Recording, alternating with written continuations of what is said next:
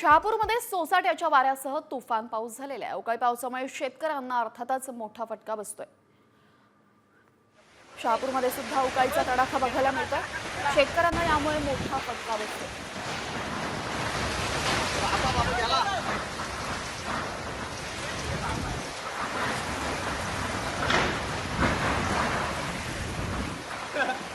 बऱ्या 100%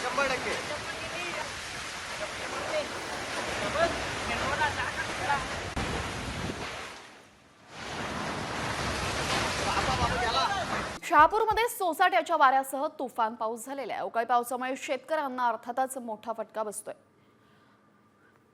शहापूरमध्ये सुद्धा अवकाळीचा तडाखा बघायला मिळतोय। शेतकऱ्यांना यामुळे मोठा फटका बसतोय।